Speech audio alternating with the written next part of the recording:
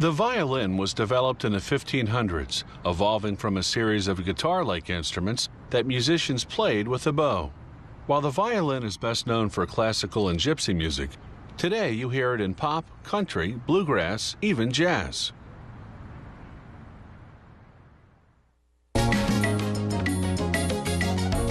First, they cut a piece of maple, then split it in half to expose the grain in mirror image. They melt down glue flakes made from animal hide, then bond the pieces together. Violin makers only use glue, never nails or screws. These pieces of wood will form the back of the violin. After 4 hours, the glue is dry and they can remove the clamps. Using a small plane, they even out the surface. Then they trace the violin's shape and cut it out. They shave the surface, sculpting a downward slope from the middle using an even smaller plane.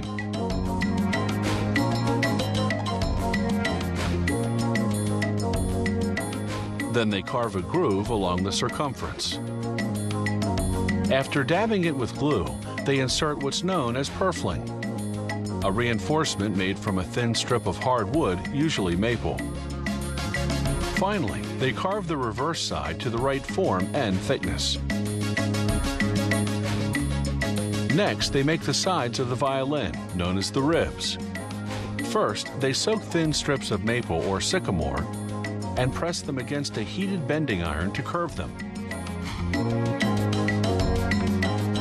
Then they glue the strips around a form, connecting them at the top and bottom and at the corners with small blocks of wood.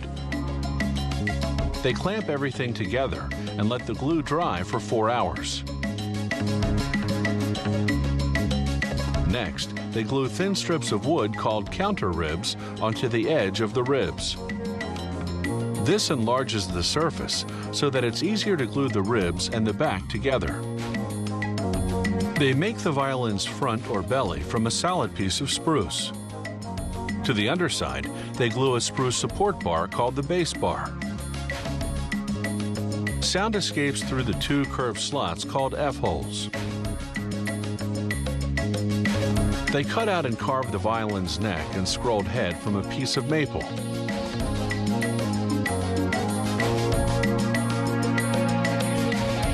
Then they glue it to the body. They sculpt the fingerboard from ebony, a hard wood that's durable enough to withstand centuries of violinist fingering. Using a tool called a peg hole reamer, they make holes for the ebony or rosewood pegs around which the strings are wound. They coat the wood with 4 or 5 coats of varnish, depending on the color. Then polish it with several coats of oil over several days until the finish is shiny and silky smooth. Next, they insert the sound post. This little cylinder conducts sound and supports the belly against bowing pressure, so it's critical to position it in precisely the right spot between the belly and the back. It's not glued, but rather wedged into place. The bridge isn't glued either. It's held in place by the pressure of the 4 strings, which they feed through the ebony tailpiece and wind onto the pegs. The bridge has little notches in which the strings sit. The violin is finished. They make the bow from horsehair and a high-quality Brazilian wood called Pernambuco. They bind the hairs at one end with strong sewing thread, then burn them and seal them with wax to prevent fraying. This end goes into the frog, the wooden box at the bottom or heel of the bow. They cover the frog with a mother-of-pearl lining, then slip on a ring made of nickel, silver, or gold to prevent the hairs from tangling.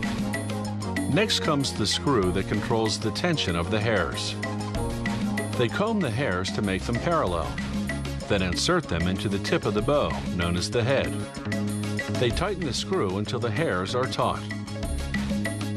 Finally, they rub on rosin, a sticky pine tree resin that keeps the bow from slipping off the strings.